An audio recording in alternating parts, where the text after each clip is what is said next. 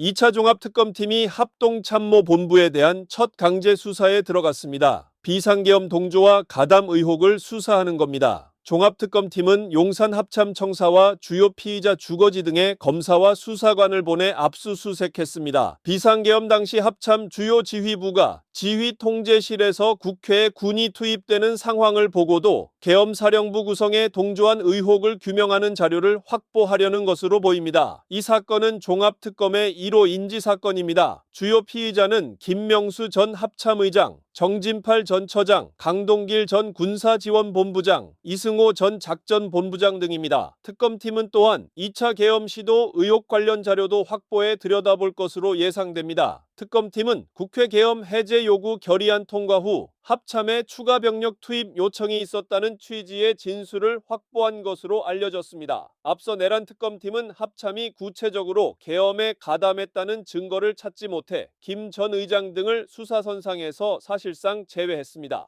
예, 합참의장님. 예. 몇 가지 한번 여쭤볼게요. 그 국군조직법 구조에 따르면 합참의장은 국방장관의 군령보좌 작전부대에 대한 지휘권이 있죠. 네. 그리고 합참에는 계엄과가 있죠. 네. 평소 훈련하고 준비를 합니까? 평소에 한다기보다는 훈련 때. 연습 때 한 연습 1년에 때. 2번 정도 합니다. 예. 계엄도 군령보좌의 일환입니까? 계엄 훈련, 연습과 관련된 거. 군령의 보좌라기보다는 계엄법하고 이번에 봤을 때는 지휘권하고는 완전히 지휘 관계가 개선이 형성이 안 된다 이렇게 볼 수 있습니다. 개선이 안 되는데 왜 합참에서 하죠? 합참에서 지휘한다는 게 아니라 네. 계엄 업무라는 것을 합참에서 두고 네. 준비를 했다가 네. 전시나 상황이 되었을 때 알겠습니다. 운용할 수 있는 태세를 갖춘다고 보시면 될 것 같습니다. 지난번에 의장님께서 군사작전은 절대로 조사나 수사의 개념이 아니라 지휘관의 판단과 결심 영역이다라고 말씀하셨어요. 계엄군이 이제 국회 들어오고 그다음에 이제 선관위로 들어가는 게 군사작전에 해당됩니까? 안 됩니까? 이 계엄 활동을 군사 작전이라고 할 것이냐 안 할까 봤을 때는 국군조직법하고 계엄법에 봤을 때는 네. 좀 분리되어 있다 이렇게 보는 게 적절할 걸로 평가합니다. 알겠습니다.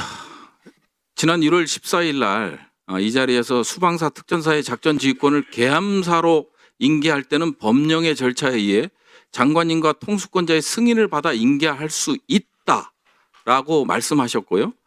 그다음에 이제 14일 날 업무 보고에는 12월 4일 03시 25분에 수방사 특전사에 대한 지휘권을 환원받았다 하셨습니다. 맞습니까?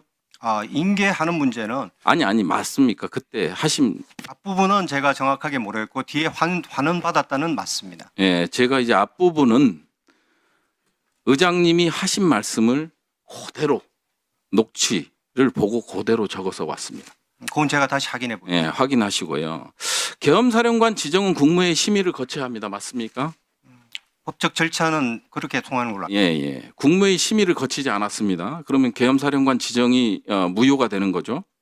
그러면 의장께서는 지휘권을 4일 03시 25분에 수방사 특전사에 대한 지휘권을 환원받았다고 했는데 지휘권은 언제 인계하셨습니까? 법적 절차에 따라서?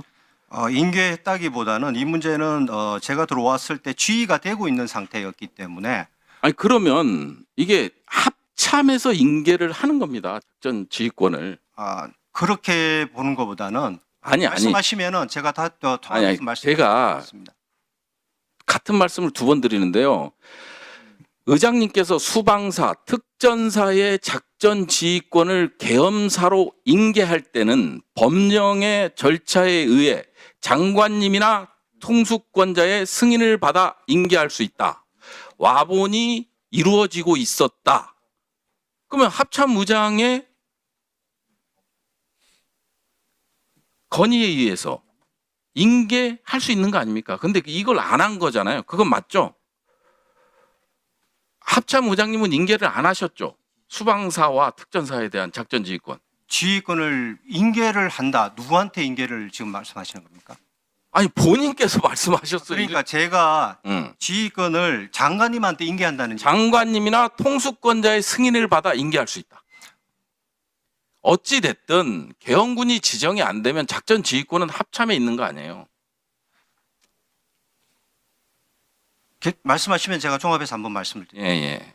근데 인계도 안 한 거를 환원받았다고 해요. 이게 말이 되지 않다고 보여지고요. 인계 안 한 걸 환원받았다라는 게 어디 말이 됩니까? 그리고 합참이 작전 지휘권을 갖고 있는데 수방사와 특전사에 대한 작전 지휘권을 갖고 있는데 그럼 국회나 선관위에서 지금 군사 작전들을 하고 있는 거 아닙니까? 계엄사와 관련된 국무회의 심의도 없었고 계엄사령관 지정도 없었고 그런 상황이면 합참의 통제하에 두는 게 맞죠. 그러면 늦게 알았어라도 절차를 밟든가 이건 잘못됐습니다.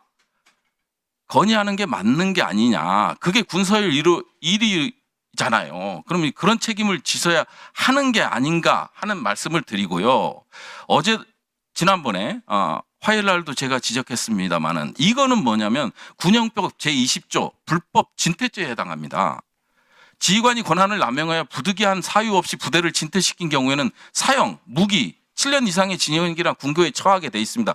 그래서 국방부 장관 국무대행한테 이걸 말씀드려서 조사를 하라는 걸 말씀을 드렸습니다. 기억하시죠? 예, 그때 말씀하셨습니다.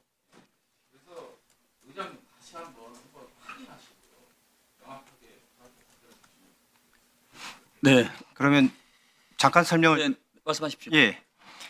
이 지휘권 관계의 문제가 저희들도 뭐 참모들하고 좀 법무실장하고 전체 얘기를 했습니다. 뭐냐면은 계엄에 대한 지휘권은 엄격히 분리되어 있습니다. 계엄의 지휘권과 그다음에 작전 지휘권은 저는 국방부 장관님의 군령권을 보좌해서 지휘하게 되어 있는데 일단 지금 상황이 발생했을 때 수방사와 특전사가 계엄사의 통제하에 있었고 그것이 진행되는 상태에서 사실은 저희들이 정확하게 파악을 못하고 있었습니다. 그거는 뭐 인정을 합니다. 상황 파악을 못했고 저희들은 일단 대북 작전의 경계태세에 집중해서 들어갔고 그 이후에 1시에 국회에서 일단 계엄 해제의 그 안이 통과된 이후에 대통령이 왔다 가시고 그러면서 부대에 대한 통제권이 애매한 상태가 되어 있는 상태입니다. 법령적인 문제를 떠나서 제가 판단할 때는 그러면 이 부대가 철수해서 들어가는 부대를 과연 누가 지금 지휘를 해야 될 것이냐. 저는 국가와 국민의 일단 안전적인 군부대의 안전적인 통제와 철수에 대한 책임은 제가 해야 되겠다. 그런데 지휘를 장관님이 하고 있는 상태에서 계엄사와 장관님이 하고 있는 상태에서 이것까지 회수를 안 하고 환원을 안 하고 두면은 이건 어떻게 되느냐. 그렇기 때문에 제가 장관님께 요청을 합니다. 환원을 해 주십시오.